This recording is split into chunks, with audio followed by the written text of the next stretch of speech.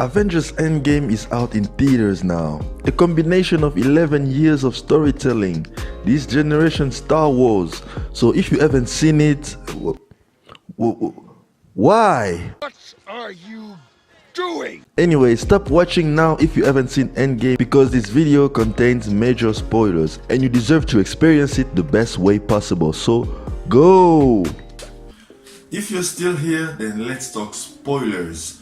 Look, even Infinity War had its part of like plot convenience and everything. For example, the way like Thor's new weapon could conveniently summon the Bifrost. I mean, that was just a way for the writers to get Thor to the Wakanda battle, even though it still doesn't make sense to me.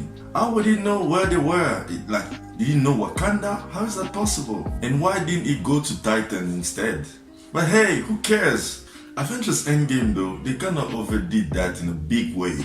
Before you get me wrong, let me say that I love Avengers Endgame. I've been praising it endlessly ever since it came out. Ever since I saw it, I have been talking about it in a very positive way. I gave it a 4-star out of 5 in Letterboxd and so on. So don't call me a hater, it's just something I have to talk about. I don't know. I think they handled the characters better here. I cared about characters I never thought I would care about.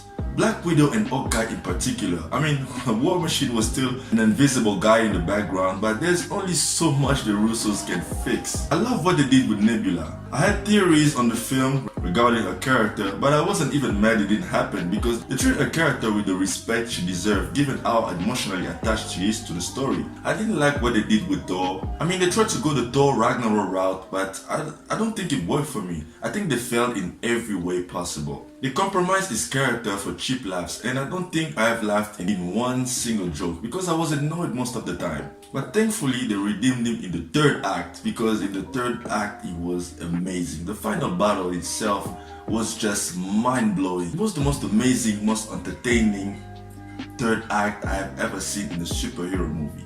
That was incredible. I mean, they had everyone there from Black Panther, Captain Marvel to freaking Howard the Duck.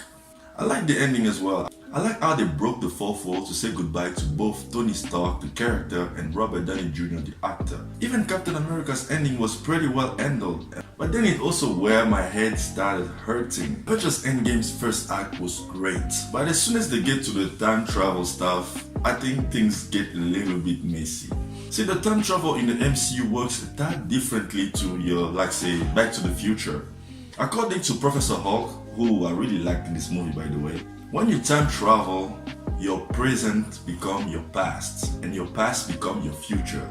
And in other words, you just go to a different timeline, and whatever you do in that timeline affect the future of that timeline. But in your timeline, nothing changed.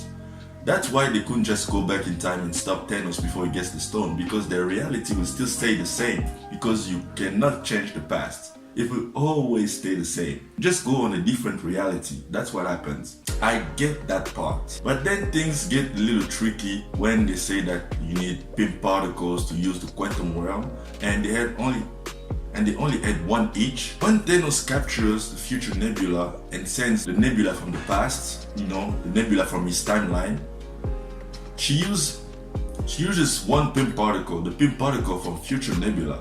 She gets to the normal timeline, you know, the timeline we know. But then what I don't understand is how does she get Thanos to the future?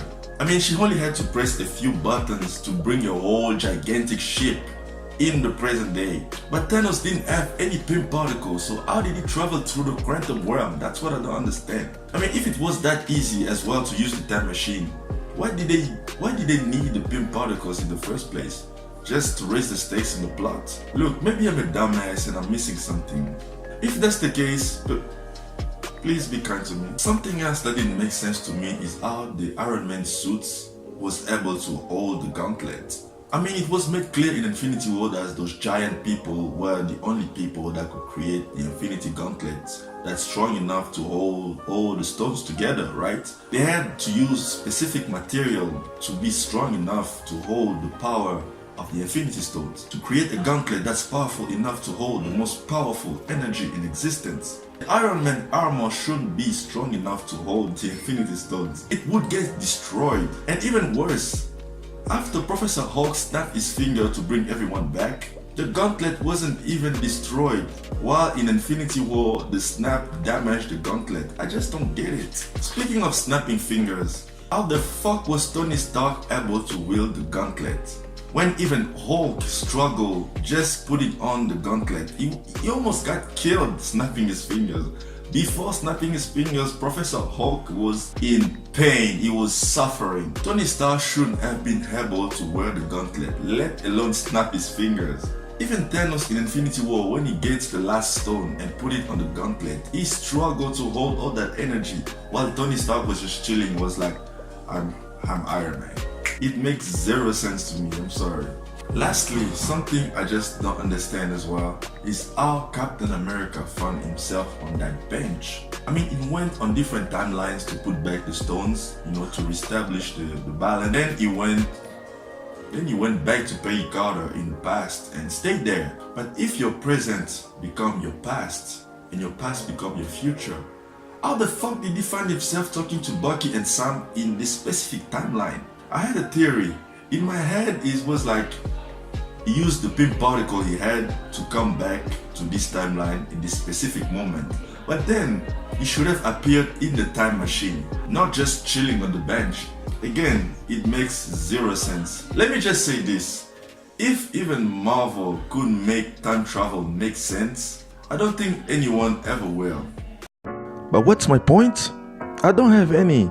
Avengers Endgame was a send-off to many characters we have learned to love and care about in a universe we adore. This was the ending. The movie needed to deliver on spectacle, on callbacks. The movie needed to thank the fans for giving them the opportunity to get this far. And the movie did just that. I have always said that the objective of a film was to achieve what it's trying to do. And that's how I judge a movie. And in this case, Endgame succeeds in doing what it tries and needs to do.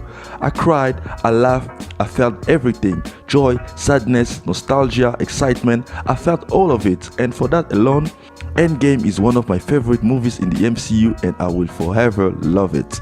Thank you for watching.